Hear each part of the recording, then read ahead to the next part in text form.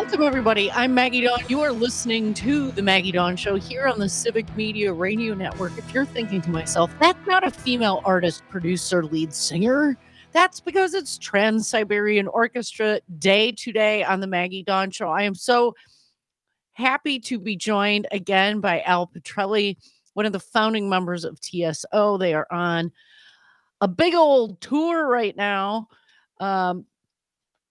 Going to be back in Wisconsin later this month. You're not going to want to miss all that good stuff.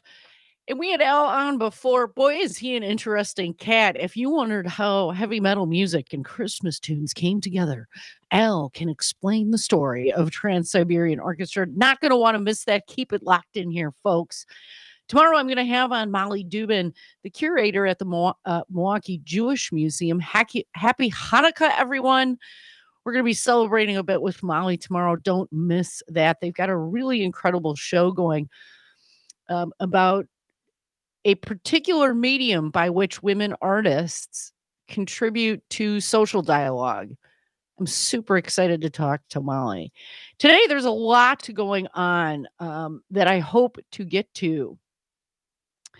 But there were two bits of sound that I just simply can't help myself. They're apropos of nothing. I just think, oh my goodness, I cannot believe these people say these things and mean them. And the first one is our very own Ron Johnson. Boy, that guy. I mean, what are Ron Johnson's qualifications to be a senator other than being a rich guy? I mean, it's not like I've never heard anything from Ron Johnson that I'm like, oh, I'm smarter because he's shared that deep, searing insight with me. Well, so too here as it happens related to our democracy.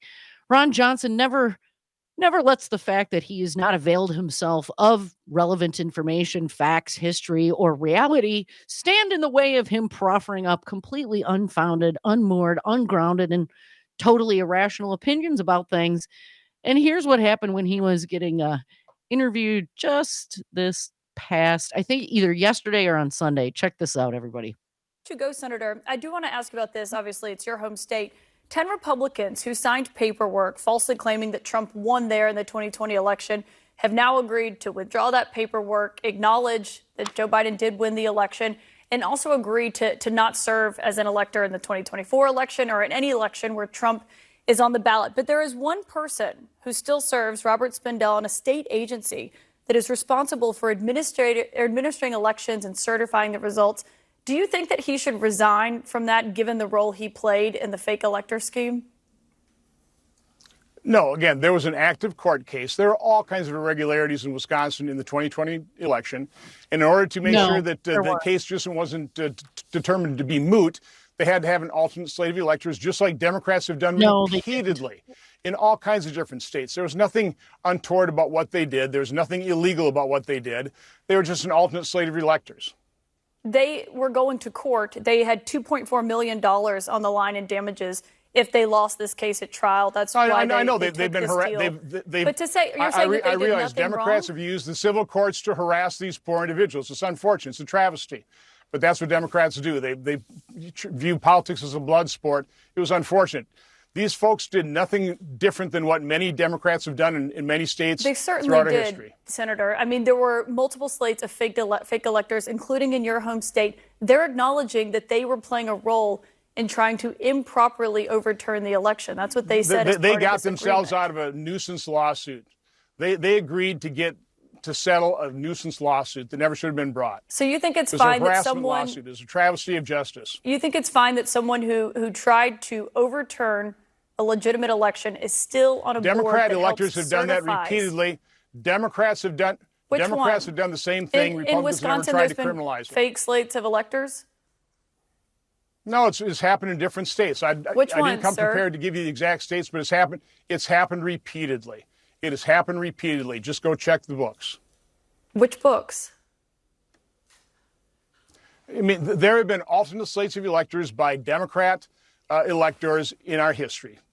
Again, This wasn't what this interview is going to be about. I'll come and I'll provide you the information, but I'm absolutely certain about that. I look forward to your office sending that information. We'll publish it if it's That. accurate. Senator Ron Johnson, to go, Senator. Oh, ouch. Let's fact check, okay? Because she did a pretty able job of it, didn't she? Can we say her name too? Yes, please. This is Caitlin Collins, and I am now a huge fan of hers. I am loving. Right before she said which books, under my breath, I was like, oh yeah, which books? And she said it on air. I love that. Finally, the follow-up question, like, I'm sorry, there were fake elector slates before in Wisconsin. When? Who were they? There were lawsuits that alleged this where people agreed that they broke the law. Democracy is a nuisance, sir.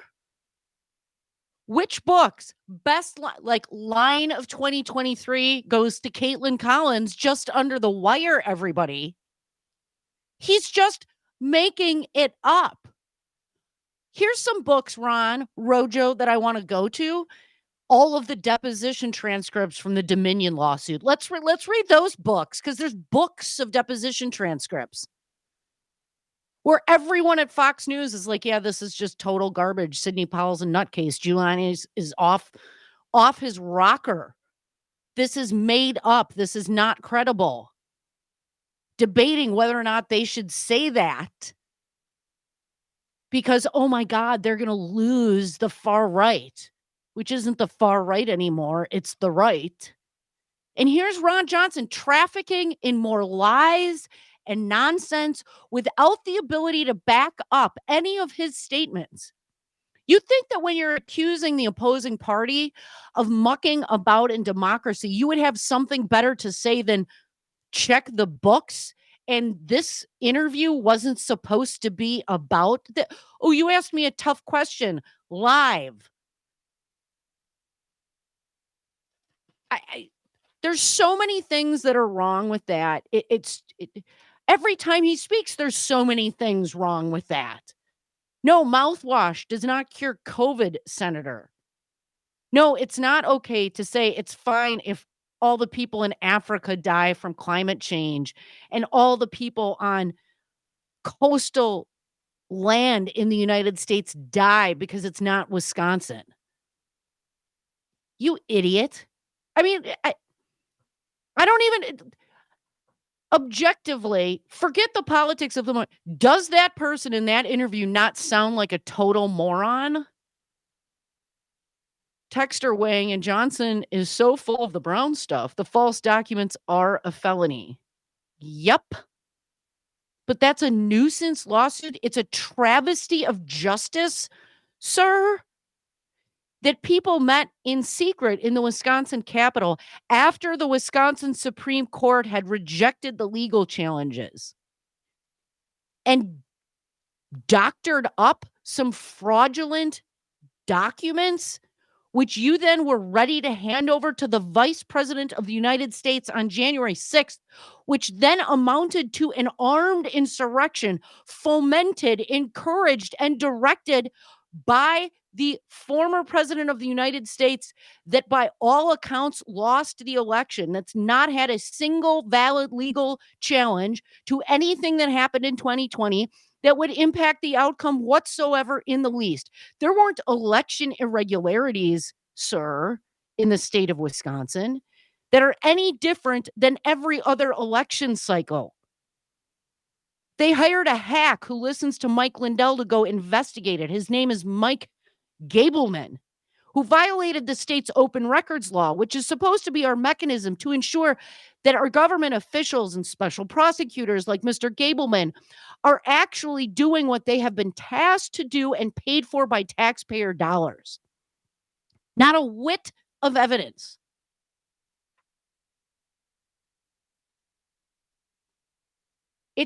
You're a senator. Have you no shame? By the way, RoJo doesn't know that the legal drinking age in the state of Wisconsin is 21. Do you think the man has any idea what a gallon of milk costs? Do you think he's been in a grocery store in the last 20 years?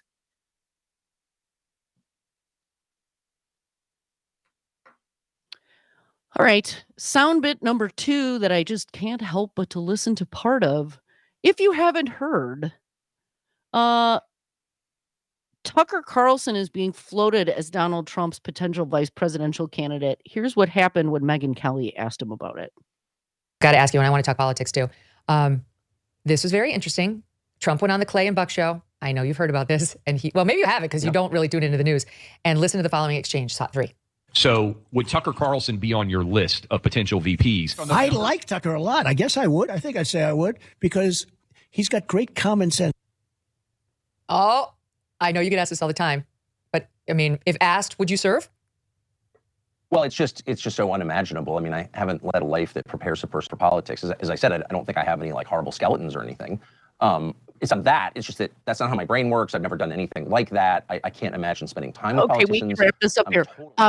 I've not lived a life that prepares me for politics. Sir, you've spent the last 20 years of your life talking to politicians and about politics every day on the air, telling the American public what to think about a whole ream of public policy issues.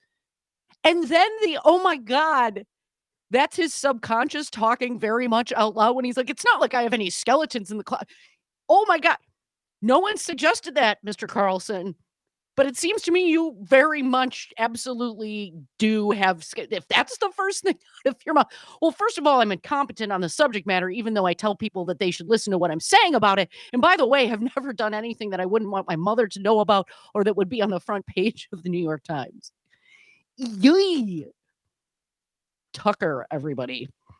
By the way, texter texting in that Johnson's lies have to fly on this, the Maggie Dawn show, or the Devils shouldn't have him back. I couldn't agree more. I dare you, sir, to come on my show. Dare you. Pick your topic. I will eat your lunch. Anytime, anywhere, sir. Let's go meet out by the bike racks after school. Argue about politics and public policy. I'm Maggie Dawn. You're listening to the Maggie Dawn Show. Come on, join us. 844-967-2789 and go get that app. You can take us everywhere during the holiday season. It's free.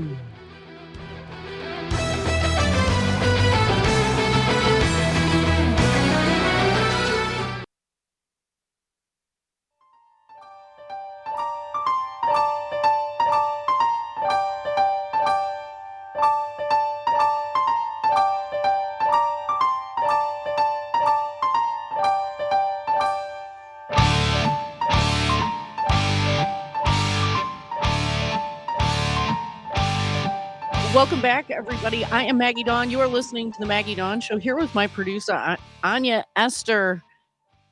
Give me a call.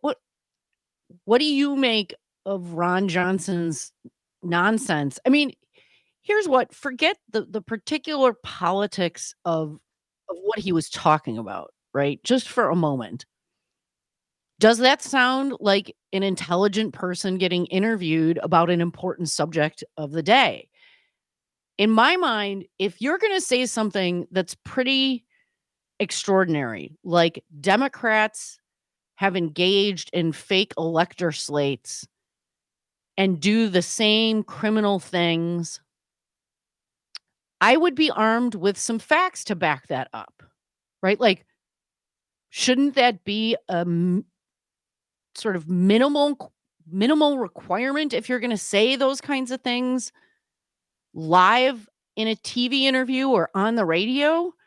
I mean, I don't get on the radio every day and just, I'm going to make up a whole bunch of stuff. I've sourced it. I'm reading things. RoJo, read things. Read actual information from primary sources. Do you remember in grade school when we were all introduced how to do research and like what a primary source was and a secondary source? Like, sir, go do that. I think those should be requirements of elected officials. You say incredible things, whether you're Donald Trump, Barack Obama, Joe Biden, Kamala Harris, whoever it is. You say incredible things, and your office can't provide immediate substantiation for the assertions that you make in live radio. The broadcaster should have to qualify it. And I mean like real time. Your staff is watching. You better be able to send it in. This is the problem. I just want to shout out Texter Steve for the great idea that before RoJo gets on the Devils again, he had better come face me. I love it. Mark from the Sack also sharing that basically any of Civic Media callers would be able to eat Senator Johnson's lunch without much of a sweat. I agree, because you're so well armed with, facts and information. Isn't that nice?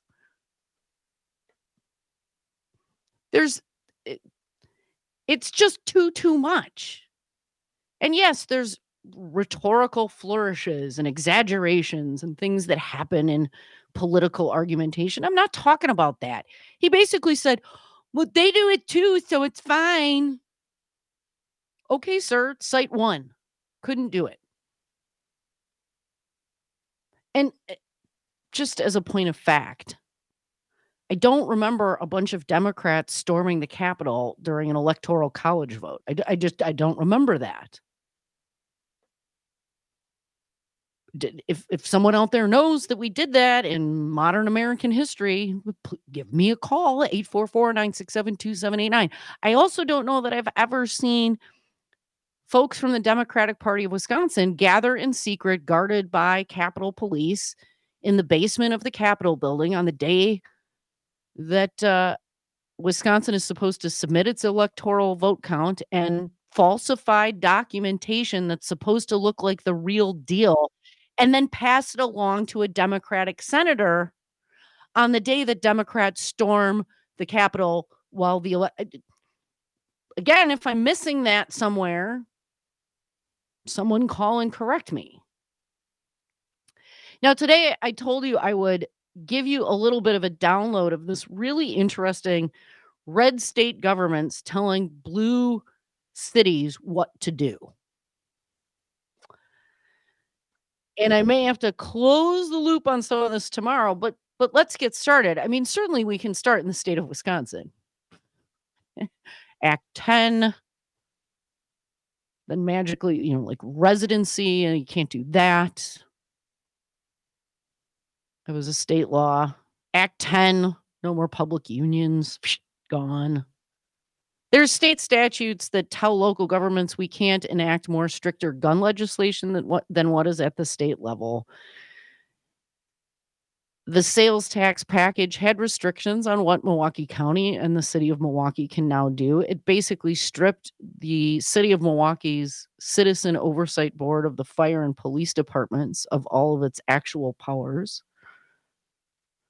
They enacted a state law that basically said that maybe when they decide so, the Republican-controlled legislature can step in and actually run MPS.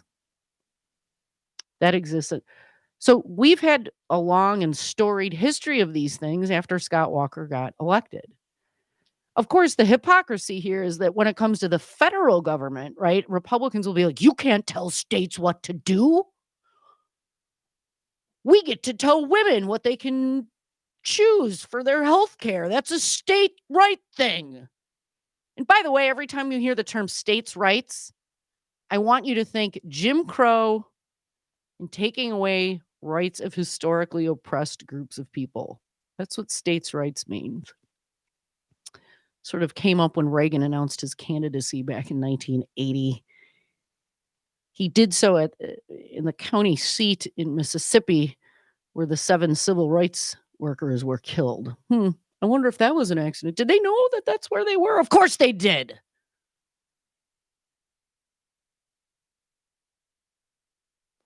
So let's just look at some pretty extraordinary examples of this. And again, don't worry, I'll wrap this up after we talk to Al Pitrelli of the Trans Siberian Orchestra, and I'll wrap it up tomorrow if we don't get to all of it. So Ron DeSantis, for example, helped get passed various sweeping measures that provide all kinds of powers to the state attorney general to pursue election-related crimes, Ron DeSantis also enacted that there was like sort of weirdly defined election fraud and then sent out like local police departments to investigate it, which basically scared black and brown people about potentially voting. And they didn't come up with a single case. I mean, Yuki. They also got passed in Florida legislation that requires cities and counties to suspend any locally adopted law if someone sues and simply alleges that it is incompatible with state law. So all you got to do, folks, you don't like the law, just whatever the merits, even if it's baloney, just sue and say that it might be incompatible with state law, and magically it can't, those local laws can't take effect. I mean, what? He's removed 2 Democratic prosecutors. It's happening in Louisiana because, New Orleans is a majority minority city now, using the nomenclature of yore. So Louisiana Governor-elect Jeff Landry, he's created a committee led by a local GOP political donor and businessman to address public safety and other issues, but just in New Orleans. I'm sure that'll work out well. Yoy! And he's threatened to withhold state funding for New Orleans water infrastructure until the district attorney agrees to prosecute women who violate the state's abortion ban. That's lovely, isn't it? We'll loop back on this, but for a moment, let's take a pause. And we're going to bring in our good friend Al Pitrelli of TSO to tell us all how their tours go and join the show. 844-967-2780. A child stands alone and she's waiting, and the light that's out there, it just hangs in the air as if it was just hesitating. And the snow, it comes down and it muffles the sound of dreams on their way to tomorrow. Welcome back, everybody. I'm Maggie Dawn. You are listening to the Maggie Dawn Show here on the Civic Media Radio Network. I am broadcasting from the WAU of the K, but you can hear us all across the state. And I believe that we are being joined from the Big Easy by none other than the Maggie Dawn Show's good friend Al Pitrelli of Trans Siberian Orchestra. Hey, Al, how you been, man? You've been on tour for a while. I'm doing great. It's so good to hear your voice. How are you doing? We're real good here. It's a little chilly here in Wisco land. What's the weather doing down there in NOLA? I think it was. I went out this morning to get coffee. I don't know, sunny, 60. I'll take it.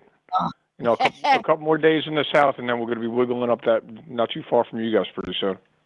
Yeah, I think it's one of your very last shows is going to be December 27th here at the Fiserv Forum in Milwaukee. Super awesome venue. The sound in there is, it is unbelievable in the Fiserv. I've been to a number of live music shows, and it is like crackling. You can hear everything. It's really amazing.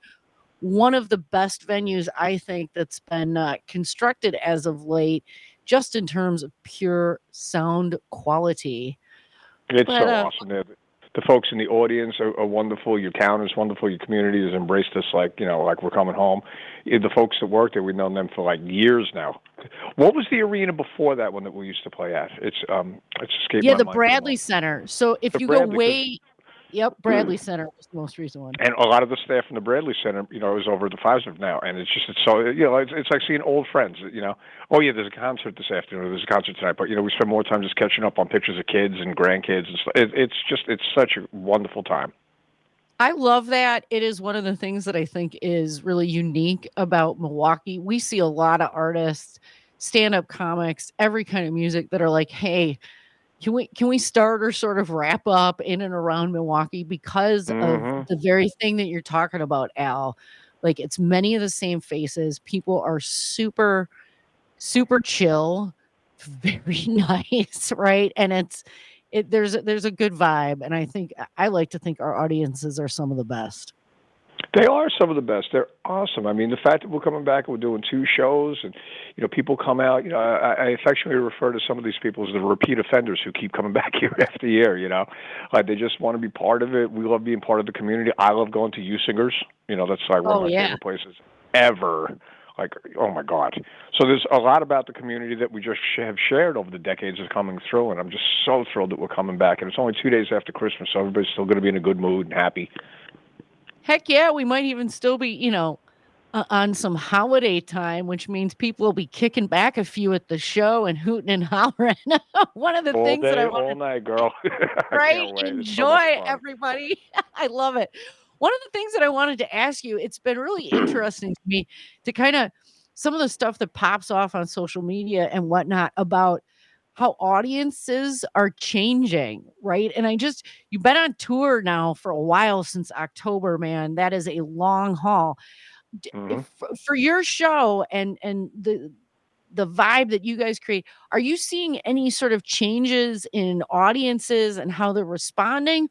Or do you guys kind of get some consistent fans that always are careful to show respect and enthusiasm and are kind of there with you in the vibe? I think it's a little bit of both. I mean, the folks that come out and see us year after year know exactly what they're doing. They're celebrating their holidays with us, and I've heard thousands of times, it's not the holidays too. You guys roll through town, or we'll play your music in our home from Thanksgiving to Christmas, so there's that consistency. But what I am noticing this year is people are a little calmer. I think every year we get further away from that pandemic of 2020, people are exhaling a little bit more. Yeah. I think they're okay with enjoying themselves. And when it's noticeable, the afternoon crowds, because usually they're the ones who come in and they're a little more sedate. Now they're getting like just as crazy as the night crowds, which is just so much fun. It's a little bit more energy. So somewhere in between those two, I think, is where we're sitting with the audience. That's great to hear. I mean, that's one of the things that just can be so transformative for people at live music shows is this collective sense of euphoria and excitement and energy that can be created. You mentioned something, Alan. I didn't get a chance the last time we hung out to ask you about this, but you just mentioned, folks play your tunes from TSO, starting in Thanksgiving. I'm sure some people earlier in the season, it's been part of how they mark this part of every calendar year. And since I have never been the sort of person that has the reach that you do, or gets as many folks bringing me into their living room as you do, what is that? I mean, that is truly an intimate relationship. People attach all kinds of feelings and emotions to hearing your music. What has that been like sort of over the arc of TSO, and especially for you as one of the founding members of the orchestra?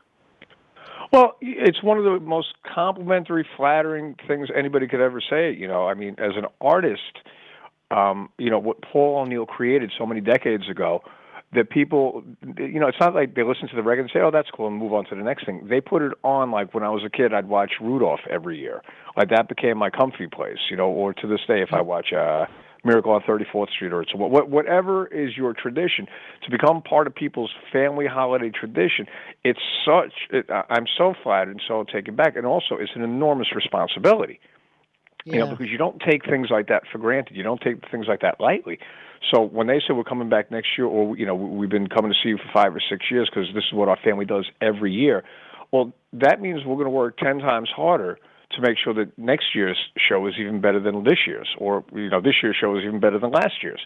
We're working on next year's tour already. And we're going to take about 2 weeks off when we all get home in January. And then pencil goes back to paper. Like right now, our managers are plotting the routing and what venues are available, where we're going to start, what we're going to do. And then we'll start having our meetings mid-January about, okay, what songs we want to do next year? What production ideas do we have? How can we make this thing bigger and better? And do you guys workshop that? Yeah. Do you get together with your managers and workshop those ideas? How does that come to be? And while we're at it, tell people a little bit about the flavor of your tour this year and what they can expect. Well, all year long. So starting middle of January. So what are we going to do this year? Well, The Ghost of Christmas Eve is the film that we shot back in '99, and it really has become just a favorite of so many people, myself included. And how are we going to present it this year? How are we going to make it look different? What's the front of the show going to look like? And then the second half of the show, what songs haven't we done in 20 years? What kind of surprises can we have? What can we do that's different and more special? What effects, what production can we come up with that people have never seen before? And that was, pretty much like a 10-month conversation, with all the department heads, the managers, the O'Neill family, everybody involved. And we'll all disagree until we all agree. And it's until everybody goes, yeah, that's a good idea. Then we know we're onto something. So it's a lot of back and forth. No kidding, man. I mean, I work in government. You know the drill. It's all right. It's all disagreement until everybody's like, "Hey, that might be a good idea. Let's do that." And that's where it starts. And then it's a long conversation, because what would break my heart. I've been there since 1995 when this child, if you will, first opened its eyes. Now it's approaching 30 years old. And I've watched it grow into something that exceeded all my expectations. What would break my heart if anybody ever was in the audience and says, I saw him last year, I thought it was better. That's never going to happen. And we all that's a keep that in burden mind. to carry. I mean, that is every year when you go into planning, that's got to be heavy. Like, how are we going to do it better, different, better? Yeah, but we love it. Again, it's like your child. You never stop loving your child. Even though this is like, hitting 30 years old now, pretty soon, it's still a little baby, and you never stop. Look, I always compare it to, like if you had a dynasty NFL team who won a bunch of Super Bowls, or even anybody who wins a Super Bowl, right?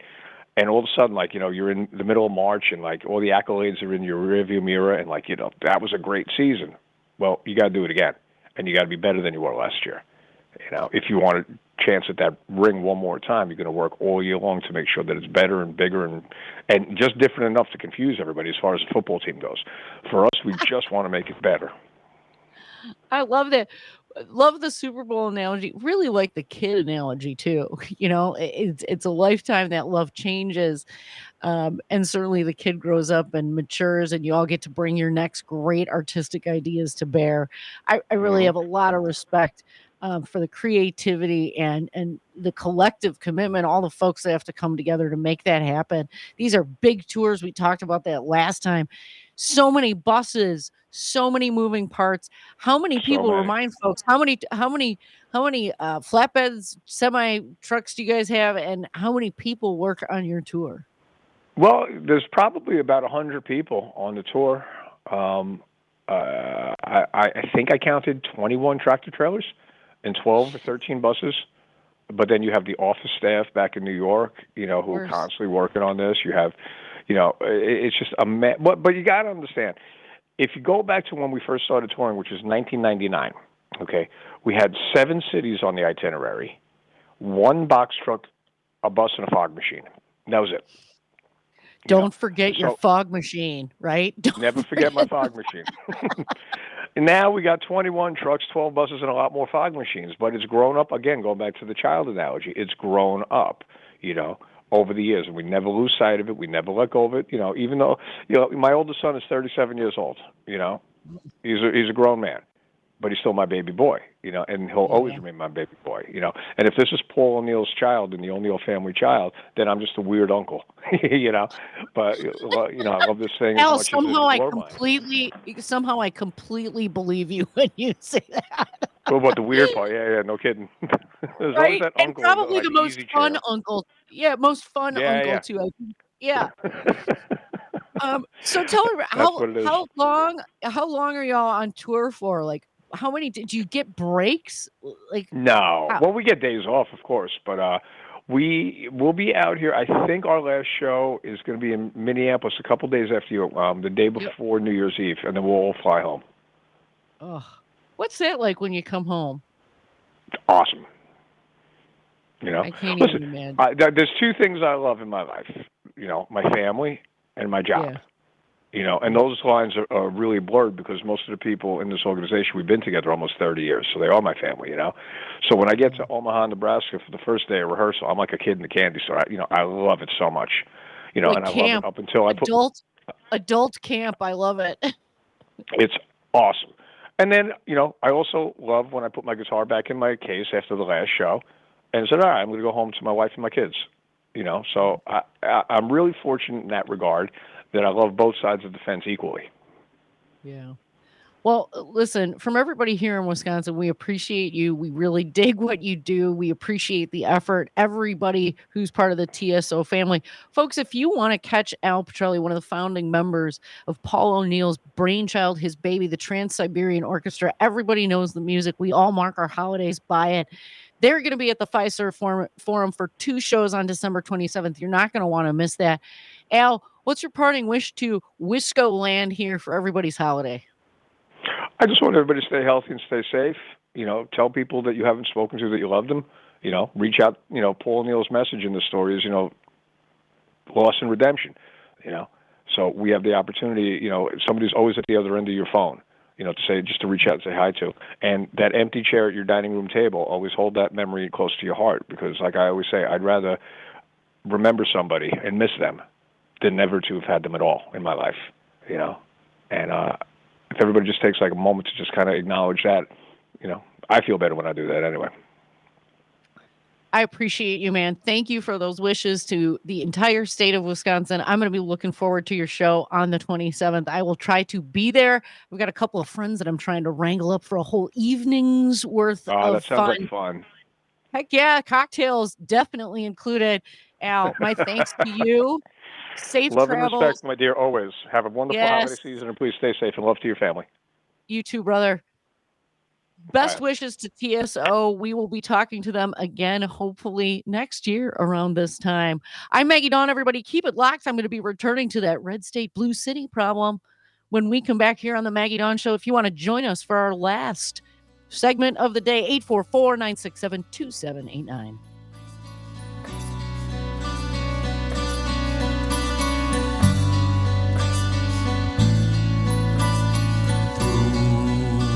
This night, the dream still wanders.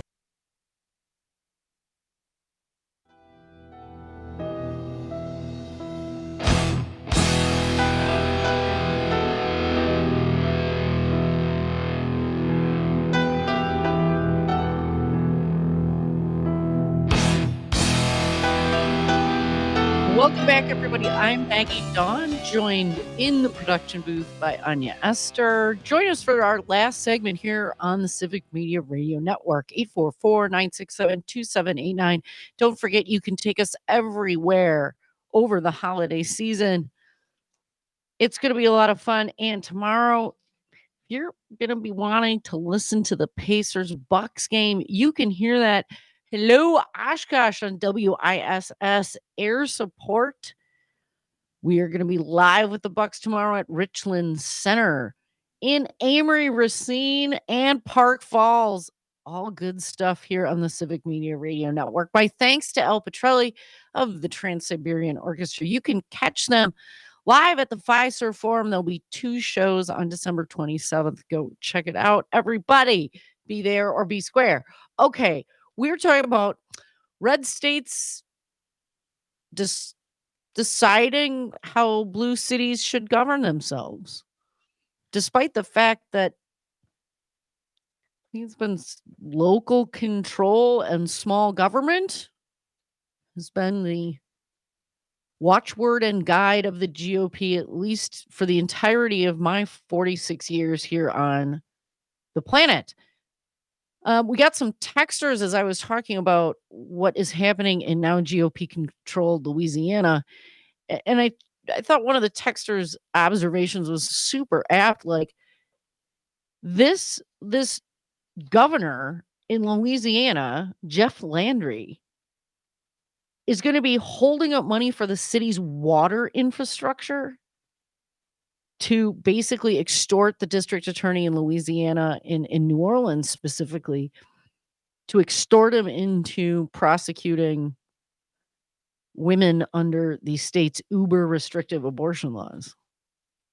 Because those 2 things are related, water and the right of every American to freely select healthcare and conference with your own self-selected medical providers and faith leaders that meet the acceptable standards under each state's medical regulatory boards.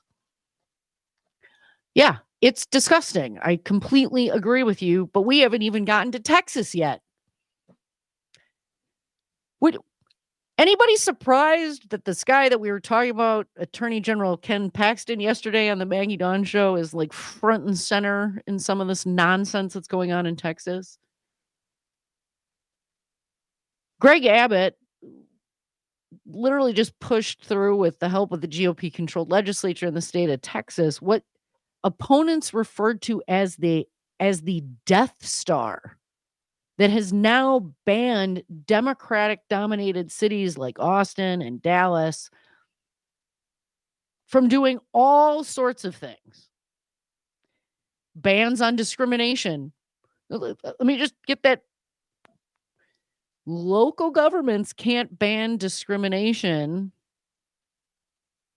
per a new law in Texas. It's like, oh, I'm sorry. I thought that was banned under the federal constitution. And why are you worried about how local governments are doing that? I thought less discrimination was generally on the plus side, specifically in housing.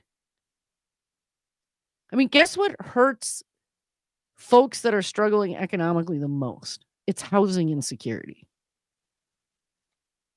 Like, that's what puts more women at risk in domestic violence situations. It puts all kinds of folks not just at the edge, but pushes them over when they're housing insecure. But, Greg Abbott, hey, local governments, don't you regulate housing discrimination?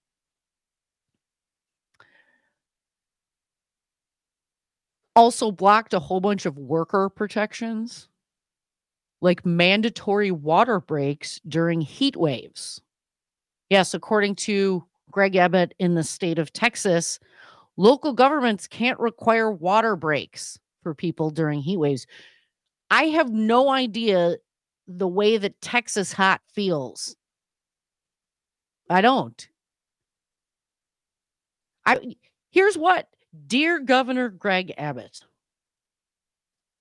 I would like you to go out and do the job that one of those workers is doing in the heat that they're doing it without a water break. How about that, Greg?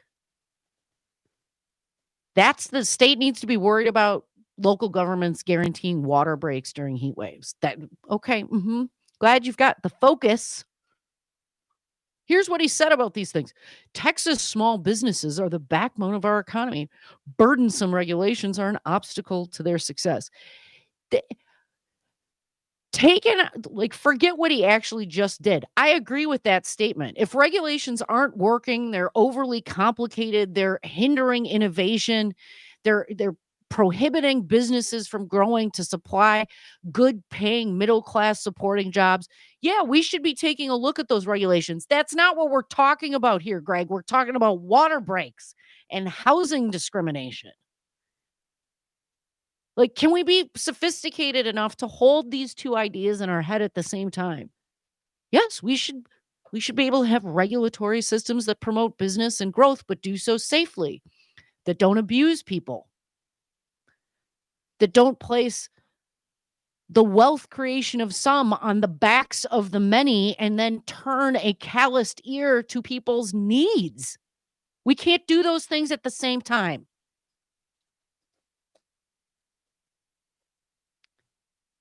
By the way, some folks out of Houston sued after this. And a Texas judge actually found some of these things unconstitutional. But of course, Greg Abbott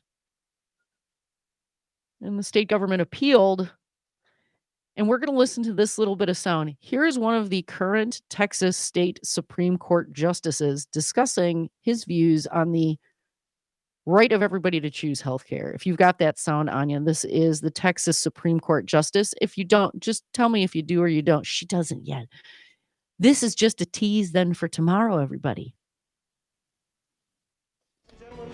I want to submit to you that before I ever got in politics, my convictions were forged in the crucibles of the pro-life movement. I ran into a bunch of crazy Catholics, and they talked me into rescuing at abortion clinics. And I rescued in Austin and Corpus Christi and was arrested 37 times. Now, isn't it an irony that today I stand before you as one who could very well win the Texas Supreme Court. Okay, let's just wrap that there. Irony, that was him as a candidate. That is Justice John Devine. Crazy Catholics, and I was arrested 37 times. So I just break the law ad nauseum. I'll come back tomorrow, everybody, because I'm not done with the red states telling blue cities what they should do. Forget local control. I'm Maggie Dawn. Thanks for tuning in, everybody. Come back tomorrow and check us out. I can't wait to hear more from everybody. You be well out there. Stay warm. It's getting warm.